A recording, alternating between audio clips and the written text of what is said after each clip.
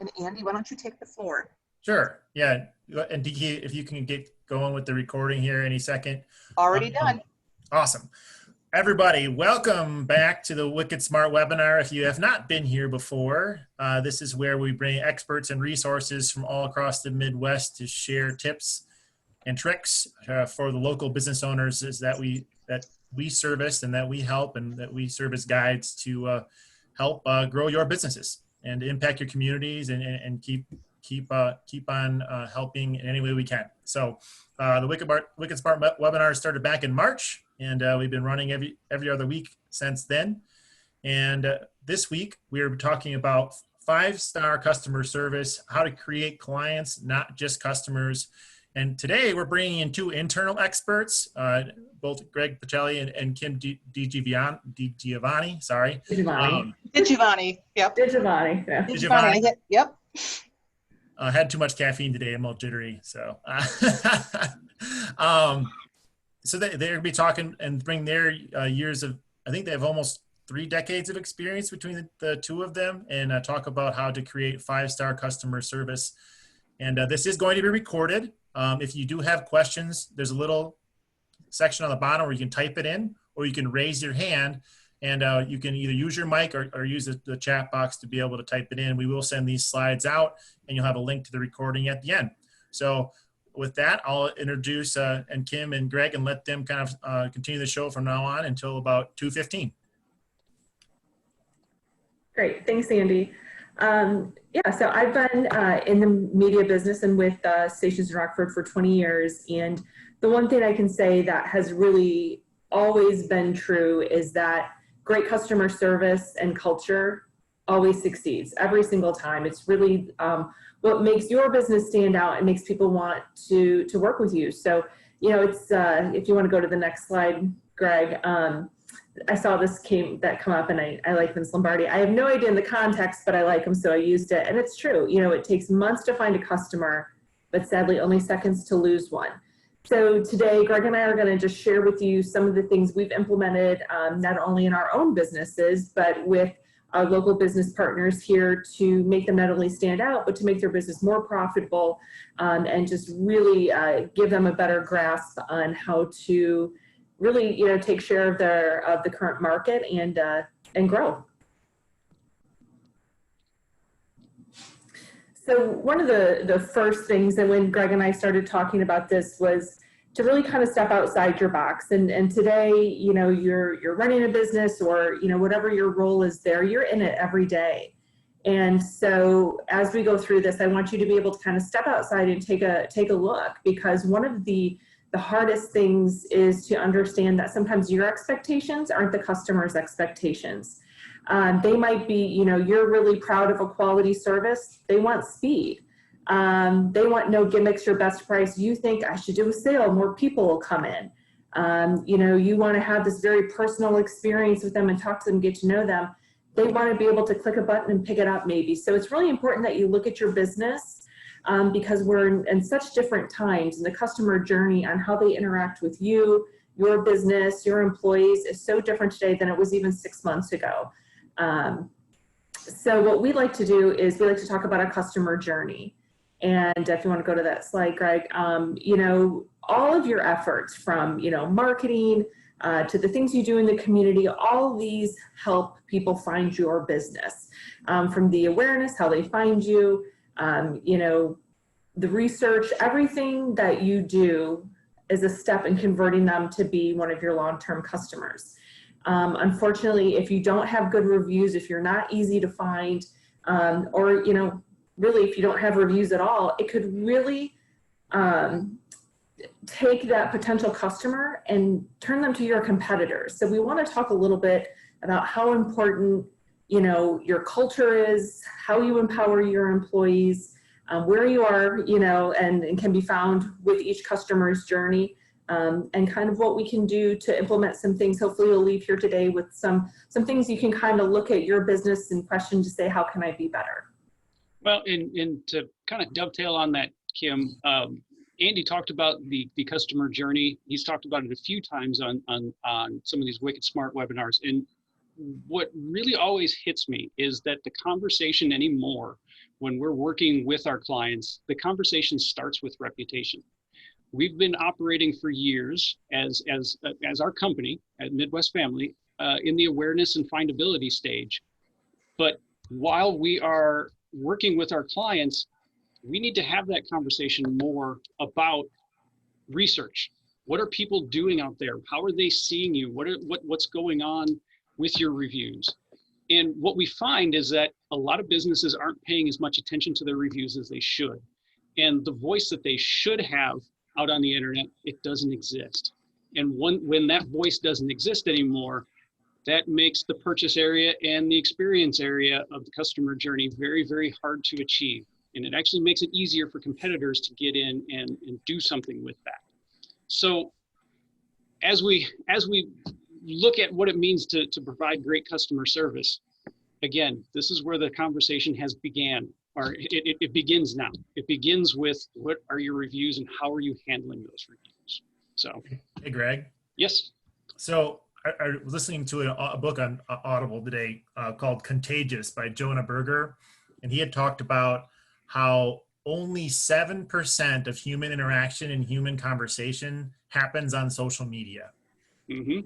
And so many businesses are so focused on social media as a business tactic, but 93% were word of mouth. Is people, humans talking to humans. And I think with all the shiny tools and objects out there, it just really hit me, especially coming from my digital background.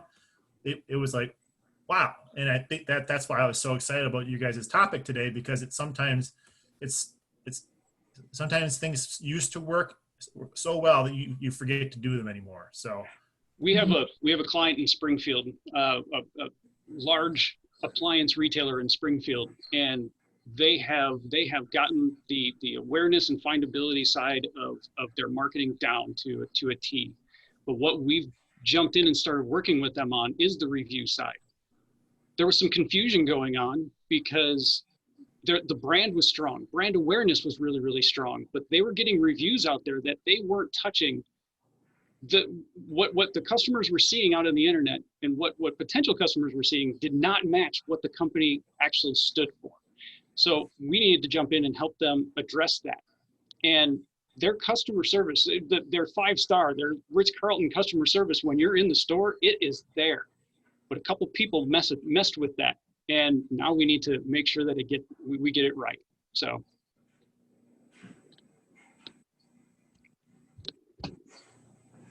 So just to jump in here, when we first started this, we talked about, expectations versus kind of the service you're providing and what goes out there. And a conversation that's happening more and more is, Amazon proofing your business. It's a huge part of the customer service that you provide to keep things going and to keep people interacting with you. Amazon came in and saw a niche in the market and went all in and became the most user-friendly way to shop that most people have seen, ever. And what they did, they always knew what was coming next. So you really have to keep your eye on that future and provide products and services that are looking for, whatever your business may be. Don't just be satisfied with what you're doing today. Always invest in the future and say, what else can we do? Amazon proofing, the culture, everything's easy to send back. Their current campaign talks about, happy people working at Amazon. That's important. That's such a huge part of their brand, that's giving them more stability in a time that they really shouldn't have to market. They're marketing more because they're creating this culture. So I really encourage all of you to kind of look and say, how can we stay ahead of the times? How can we provide a service that not only speaks to my 50-year-old customer, but my 25-year-old customer? That kind of thinking gives you longevity and it'll really help you, build some different pillars within your business that are going to speak to those consumers. And really give you a leg up. I think if you constantly look like how you can offer a different experience for them, and especially as you get to the younger kind of millennials, that experience is really important. If you're providing that and you're recognizing that you have to grow with the time and that things you did 10 years ago may not be right for today, it's really going to help with your longevity and help you beat the competition in your market. with culture, you know, what we talk about so much in Springfield, I know you do in Rockford as well. Do the right thing with your client. If you're with your client and something goes wrong, take care of it. And everybody here is empowered to take care of a problem, make things happen, and then bring it back and let us know how it was handled. We're never going to get on anybody because they handled an issue. So that became part of our culture here, and it's been a little bit of a culture shift. You don't have to ask questions; just get it done. And it all comes down to being able to respond quickly, because as you said, Kim, people are moving a lot faster. They're not going to wait on somebody to get back to them. Mm-hmm. So take care of it. Move forward quick. Absolutely. I think, you know, one thing that's important, kind of what's your gold standards? I know we kind of adopted the Ritz-Carlton policy here in Northern Illinois. It was something that there's a lot of great places to market. We happen to think we're the best, but still we had to not only say that, we had to prove it. And that came with empowering our staff and creating a culture where they felt empowered to say yes, to make things happen for them, to really share the experience and to make people be a part of it. So do we have that next slide up, Greg? Is it the Ritz? Yeah, we're getting there. I'm getting there. Yeah, I apologize. I have a screen that is going wonky on me. There you go. But this came along when, you know, I was really, you know, working with some businesses and then our team too, to say, you know, what can we do to stand out? You know, I think there's blue ocean and red ocean, and we really want to go, you know, where people aren't playing. And it's really, really hard these days to meet all the expectations of customer service. And what we realized is because no one really just had one set of core values and stuck to it. So I stumbled across the Ritz-Carlton standards of service, and I was like, wow, this is really where every business should start, and you can really adapt it. Yeah. Before you go into this, can you explain, you just used a term, and I'm not sure everybody on this call knows what blue ocean versus red ocean means. Can you explain that a bit? Yeah, so blue ocean and red ocean, obviously, you know, red ocean is where all the competition is, all the fighting's happening. Blue ocean is where you can go kind of make your own mark. And I think, you know, what we do is, you know, just people in business and professionals, we tend to go where our competitors are. We want to beat them. Sometimes beating them is really leaving that and go creating something new and different. And that's really what we did here. And what we encourage, you know, especially our newer businesses, to be like, don't do what everybody else does. Do what's right for you, do what's right in the core values, and you will naturally grow and surpass that, because they're worried about fighting one another, where you're worried about providing a service and an experience and something that's so consistent that they'll end up kind of fighting themselves out of business while you rise. So that's what we did. We decided to go and stop talking about, you know, ratings or different things, you know, that are important, but really to our customers, what was really important was how we treat them, the results they get. So we adopted the Ritz-Carlton standards. So, you know, it was really about building strong relationships, making sure every time they interact with us, that we're really being responsive to their needs, what they want, what we think they'll need, and be prepared, do the research ahead of time. There's so many amazing opportunities with technology right now, is just, you know, looking at trends and what your customers might need or want and going that extra mile. To me, you know, just achieving that success for them and following up and communicating, that's something that you would be surprised doesn't happen as often as it should. We at Midwest Family believe that it's always about a solution. You know, we start with the end in mind. So we constantly looked for, you know, ways that we can implement this, and it came down to adding new tactics and things that were, you know, really proven to work. You know, for so many decades, Midwest Family has been known as, you know, the branding company, the company that really we're known to establish brands. But on top of that, what we really found out is we were known to follow through, to be those people that you can count on. I've seen personally it go from people saying, I don't know if I, you know, want to buy your products, to I hear you're the only people we should work with. It's really exciting, because when you focus on the customer and you put the customer in the middle, that's where the win happens. That's where that the momentum really hits for you and for, you know, the account representative that's working for you, because it's such a wonderful opportunity for them to get to know you and to see your business grow, that they get just as much joy and excitement out of seeing it work for you as you do. So I'm not going to go through all of these. I really encourage you to read it, look it up. It's probably one of the most, you know, simple things to adopt and start your business, because this is going to not only create the opportunity for you to say, these are our standards, you have to stick with them, this is where we begin. But there's so many amazing steps in here where you can empower your team to be this extension of you. You know, customer service isn't just from one person, just the owner. It's not giving them a great price. It's giving an experience, it's giving consistency. It's a feeling when you walk in the door and when your staff knows they have the ability to do what it takes to keep their customers happy and growing. You get more from your team as well. So an empowered team is an effective team. Like I said in the beginning, culture, having a good culture within your business and having these standards that you really set amongst each other, it creates a winning environment every time. That fourth one is the one that stands out with me. And it's so much of what we do, and it's so much a part of what the successful businesses that we work with encounter every day. And it's your entire team understanding what path you're on.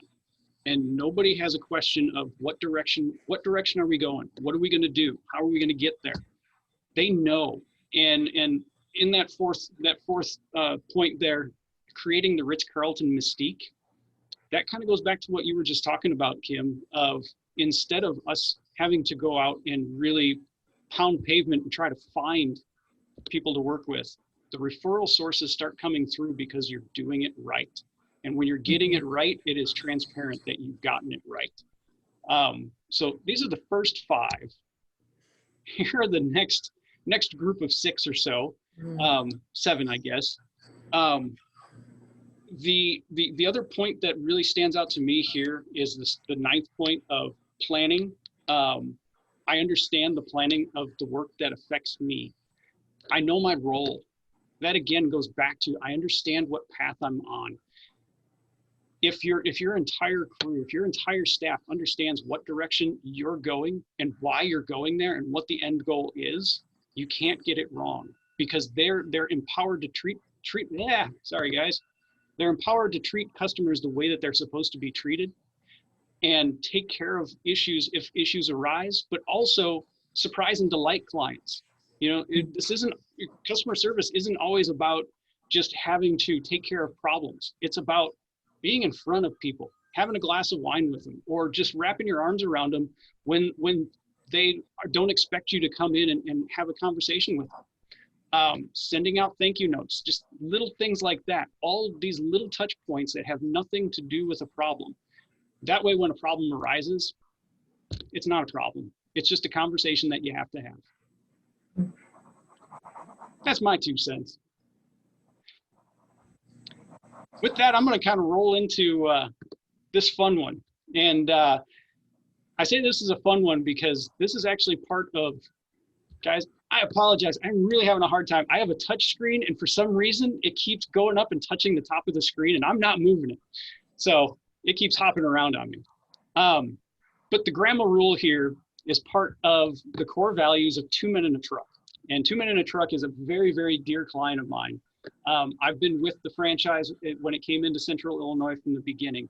And the grandma rule here is treat everyone the way you would want your grandma to be treated. Not how it's not the platinum rule. It's not the golden rule. How would you want your grandma to be treated? You gotta be a little kinder to grandma than you do some other people.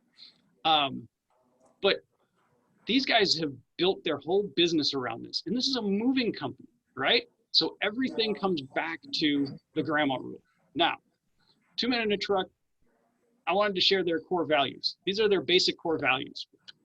Integrity, always conduct yourself with honesty and fairness. They give back to the community. Grandma rule, everybody gets treated like you'd want your grandma to be treated. Have compassion for family, customers, coworkers, and community. That refers right back to the grandma rule. Be your best and have fun and inclusion. Everybody is included. There's nothing separates anybody else within the company. Now, I've been in the office at 2 Men in a Truck, and this is what I really wanted to share. Moving is stressful. Moving is very stressful. You're putting your life into a truck, and you're trusting this group of men and women who show up on these moving trucks to pack up all of your stuff and move it to a new location. And they're going to do it without breaking anything, without scuffing a wall, without doing anything wrong. Things happen. Things will always happen. But I've been there when somebody has called in because they're under stress. The truck is there and they feel something has gone wrong. And how the customer service reps handle it, and how the crew on the trucks handle it. And I keep biting my tongue because I want to say the guys on the trucks, but that's so not right. Quarter of their moving staff on the trucks, it's a female moving crew. And they know what they're doing, and they know how to take care of the client, and they move everything the way that it's supposed to be done. They take care of you. They're very kind to you. If you have questions, they will answer your questions, but they always keep moving. So if an issue pops up, the crew on the truck takes care of it. If an issue pops up and a phone call gets made to the crew in the building, they take care of it. One of the issues that popped up one time, and this kind of goes back to the grandma rule. It was a grandma, and she was getting moved from her house into a senior living community. And the phone call that got placed to the office, she was complaining that there was a 5'2" young woman who was there on the crew to move her. And it was explained to her that, well, all of our crew is trained in how to pick things up properly, move things properly, and how to wrap things properly. I want you to give this person an hour, and if after an hour you don't feel like they are, conducting themselves safely and properly, call us back. An hour later, she called back and said, "Oh, she's fine to stay. She's lovely. I love this woman." So, she was pretty hot to start, but once they got her calmed down and they came to a nice resolution on it. But again, coming back to the grandma rule, how do you want to treat grandma? It's very kind. It's with kid gloves. You're going to get yelled at. Things are going to happen. How do you handle it? And everybody at 2 Men in a Truck is empowered to handle those problems. And it's not, it's not giving money back. It's not writing things off. It's okay. What is going to make you happy? How do we keep everything moving forward so that we don't have to rehash this here down the line? So, we just transitioned all on our own. So. Yeah. So when looking at, kind of building that culture, redefining that culture to make sure you have those core things of, service in there, you have to ask yourself, and this is a task that I would really recommend that everybody kind of does for themselves, look at your team, look at your company and say, when's the last time that someone's name was mentioned in reviews? Do people send reviews without you asking them? How often do you get referral business? Are you thinking long-term creating a high standard culture? Like, have people commented or are asking you that? And then on top of that, have you had so many instances where you're recognizing and rewarding great service amongst your team? If you can answer yes to these 5, then you're on a great start. You're just, you really need to, keep that going. But if you're not, always on board with some of these questions, it's a good time to kind of look and say, how do I refine what we're bringing to the table? How do we go and bring something to the market or to our industry that nobody else has, that we can really dominate and win and bring back that customer service? If we look at it as we are here on Zoom and doing less face-to-face, service is going to be so important, because tone, body language, all those things sometimes that you would get from a natural customer experience, you might not have anymore. So really having kind of your ducks in a row and having that online reputation management there, having an empowered staff, really having those reviews, posting those reviews, having them aggregate to different platforms from, Google, Yelp, Angie's List, whatever that may be. It's so important. And that starts in your business every single day. And that attitude that people come with to the business and to create those experiences. So, maybe once we're done, take a few times, kind of go back, ask yourself these 5 questions, and hopefully it'll give you a little bit more insight on maybe where you are in the funnel. Yeah, I want to echo this here, because I think this gets left behind, to where we see it from how we shop on Amazon, because you typically shop on, at least whenever I shop on Amazon, I'm looking at stars first, right? So stars first and then price, and then kind of seeing all that information. And most businesses that I've talked to in the past, when they think about reviews, usually it's when there's a fire, because they have 40 reviews and somebody gave them a 1 star. All of a sudden their ranking goes from a 4.5 to a 3.7 because they didn't have enough reviews. So it's playing damage control. But from the digital marketing nerd in me, the amount of reviews that you have, it plays a huge role into how you're found on the internet and how you're chosen, right? So if you don't have enough reviews, if there's not enough of them recently, and you haven't been replying to them and having a dialogue with people, Google is going to penalize you and put your competitors above you. So being able to have that presence, and you can't buy reviews, you have to encourage them, right? So being able to have systems in place, from the person answering your phone all the way to the person at the top of your company, whoever's customer facing, asking, like, being able to have that system and asking people to review, but also having the experience to be reviewable. Yep. And having those micro moments in your business of being able to make an impact. If you think about the book, The Purple Cow by Seth Godin, he talks about, are people able to talk about you? Are you creating these moments? Are you orchestrating them into your business? And are you being present when your customer is in front of you and on the phone? And are you creating friction? Or are you making it an easy process? I think a lot of those things all weigh in on, this whole journey, from when people first see your website to when they are leaving your store. And Andy, I have an example here of a HVAC company that I've worked with for a number of years, and internally, and this would be, their reviews are fantastic. And when his crews are out there asking people to write reviews, and he'll run internal contests to see who can get the most reviews in one day. But what he does every day, and it is every single day, his crews are coming back between 4 and 5 o'clock. He makes sure, and the first time I experienced this, he and I were in a strategy meeting, and it hit 4:30, and he said, "Come with me, I got to go see the guys." And he jumped up, and we ran back. I'm hustling behind this guy. We ran back to where the guys are unloading their trucks and getting things ready for the next day. And he's going around to his crew and thanking them, patting them on the back, handshakes, high fives, because, hey, James, you had a really great review today. They called in and said this. Dennis, this is what happened today. We didn't get a phone call, but this review popped up about you. But he, as soon as that stuff was happening, as soon as that crew came back, he was rewarding them, and he didn't have to give them anything. It felt great to me to stand back and watch, but you could just see it on his team, and that's the culture that he has built. But you can see it on his team that they were proud that they got that type of reaction during their day. Because these guys have just spent the day either up on a roof in 95-degree heat, or under a house in the same heat, and putting a unit in under a house. So, to be able to have that level of recognition within the company, it's huge, not only for the culture, but what that crew will do the next day when they go out, to be with their people again. Whoa. No, you're going fast. Yeah.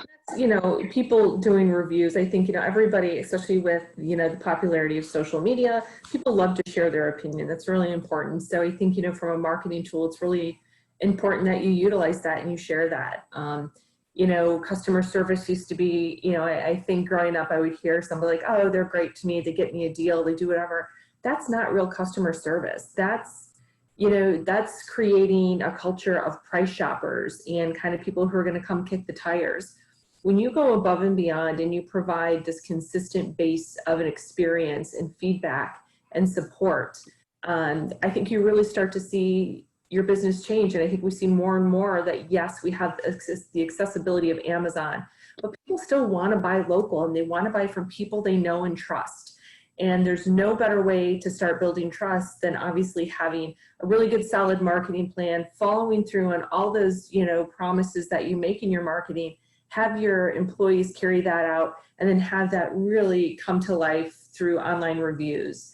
You get what you pay for, and service comes in when you're proud of every transaction.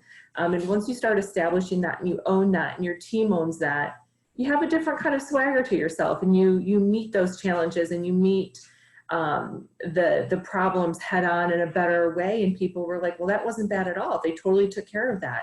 And that's where you get, that viral spread of what a great business you are, and all the kind of dots connect themselves.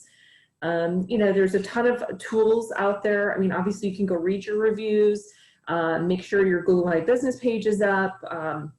Through most markets, Midwest Family, they can provide you some kind of dashboard or kind of snapshot rating of how things look, how you look compared of other people in your industry if you want to, or just how you're doing. And it's a really great way to kind of check yourself and to say, am I where I need to be? Am I doing enough? Because a lot of times the last thing we do is put the money and the incentive into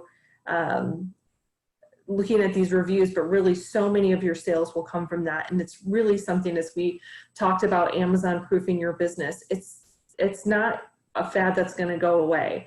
It's going to be here. It's going to grow. It's going to be more and more important that you have this great reputation and that you're managing it every day to, respond to people, encouraging people to say more. We did include just a kind of a small snapshot to kind of explain to you maybe what you can ask your individual account manager to see what they can find out for you. Greg, do you want to kind of go over this for us? Yeah, and this right here, this is stuff that a business, you can look up on your own, but it's also, every Midwest Family Market has tools that can look this information up as well. And this is an actual report with a client of ours in Springfield, Illinois. This is a 55 and over community down here, and this 55 and over community, it's beautiful. Everything is beautiful. The clubhouse is beautiful. The homes are beautiful. The streets, they power wash the concrete streets twice a year just so that the concrete stays looking the way that they want it to look. I mean, it's impeccable. But they have 5 reviews out there, and those 5 reviews are not good reviews. They're old reviews, but they're not good reviews. So they're fighting a little bit of an uphill battle there. So their customer service is top notch when you're in person, but their online side of things falls a little bit short. So you can see industry average here, it's only 6 reviews, but still, do you want to be average? We talked about having the Ritz-Carlton, standards. Industry leaders have 221 reviews. They're averaging a score of 5-star in 221 reviews. This is where we want to get them to. It's going to take a while. We're going to have to ask people to give reviews, and we're going to have to respond to them accordingly.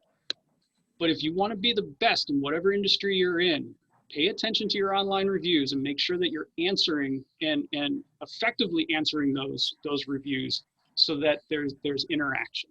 Hey, Greg or Kim or Andy on the call, when you're talking about suggesting that our clients suggest to their staff and themselves to ask for reviews, how does one go about doing that without sounding like they're begging, without sounding like, again, asking for a review or referral? This is an ongoing conversation we have all the time. It's not wrong to do it, but is there a better way to go about it? Honestly, I was leaving Lowe's the other day, and I had a little sticker put on my receipt, and I was accosted at the door of, hey, will you leave this a review? And that didn't feel right. But what I advise our businesses that we work with to do is simply ask the question. I mean, ask it genuinely. Hey, if you appreciated what we did today, how we worked together, will you go on to Google and write a review? We would love 5-star reviews. And if I didn't live up to a 5-star review, please let me know how I can achieve a 5-star review. Yeah. One thing we've helped a local business do, they had very, very few reviews. And so what we did is we went to kind of like their top, their top 20% of their customers. And we sent out a survey just to say, how are we doing? During these times of COVID, we want to make sure that we're still super serving you. We did it just through SurveyMonkey, and a lot of people at the end, it's like, hey, we want to continue to grow our business and be here for you for many years. Would you post a review for us? Or even better, if you've had standout service from one of our reps, please share that so we can acknowledge them. So we've done it that way. And I think a lot of times what we do, and this is more of a service-based situation, when they leave the home, they just say, hey, I hope I did a great job. If there's anything I can do better or that you loved, can you put it out there for me? So I think when it comes from the person doing that and then looking at it from the business owner as well, from a place of growth and trying to maintain a level of business, that so far we've seen a lot of success. So it's not so much like, please, kind of you're accosted by someone or, constantly being sent to a website to do it. It's a little bit more genuine when it's one, and we've seen a better result that way. Obviously, when this company told all of its on-site service team members to ask, the highest majority came from that. Like if one-on-one, the individual left the home and said, hey, if there's anything I could do better, if there's something you want to share, please leave a review. I think out of like 30 appointments in the first month, they had 20 people leave a review. From the email, they went out to hundreds and probably got 20s. So I think, you kind of have to, it's definitely a fine line. And I'm glad you bring that up, Teresa, because it's not always what you say, it's how you say it. So it's very, some training to talk with them, role play it out to be like, how does this sound if you were to say this? And in a script, it's important. I think every industry should have some sort of a script that really speaks to the type of service and that they provide for their industry. And that will kind of help too, so it doesn't come off icky. That is absolutely so important what you just said, Kim. And I think a lot of clients and business owners that we work with just wish that this would work and they would get great reviews, but you have to actually have a process, and part of it comes with scripting out what you want your employees to ask for and how and what those words are, because it needs to come off as we generally want to help your experience, and we want to grow and get better for you. So any input is important. It's just like those conversations that we've had with clients that have gone through the marketing bridge. Yeah. We know that we do a lot of things really well. We know that we have room for improvement, but what we want is your take. Mr. or Mrs. Customer of ours, can you help us get better for you? And how we can get better is by your feedback. If we did well, we deserve a 5-star review, please share that. And if we didn't, please share that so we can get better to get up to 5-star and what your standards are. It goes back to the very first slide. The very first slide that you were talking about, Kim, regarding what we want, but what do our customers want? What experience do they want from us to continue to do business with us and become advocates of ours, and proponents of ours by sharing those notes. So thank you with that. Before we wrap up your conversation, I'm wondering, with the minutes that we have left here, are we almost in conclusion of what you guys had for us? Yep. Is this the last slide? This is it. That's kind of what I thought, so that's why I'm sort of butting in to do a couple of things. We have a few minutes to allow for questions, or with the community that we're building with Wicked Smart Webinar. There's a lot of you on this webinar that are repeat attendees, and we want to be able to help each other and help you help each other and align ourselves with connections that may be in your market or not in your market. So first of all, is there anybody on the call that has a question for either Kim, Greg, or Andy that you can put in the chat box? Is there anybody that wants to share through chat a fantastic experience approach that you're taking at your store or in your business? That's what the chat is available for. And then also, if you look at the chat that's available to everyone, you're going to see next webinar's topic. Andy, before you explain that, I'm going to put a poll up before you guys all jump off this call and you're thinking of your questions. I'm going to see if we can launch the poll. Can you all see that? Mhm.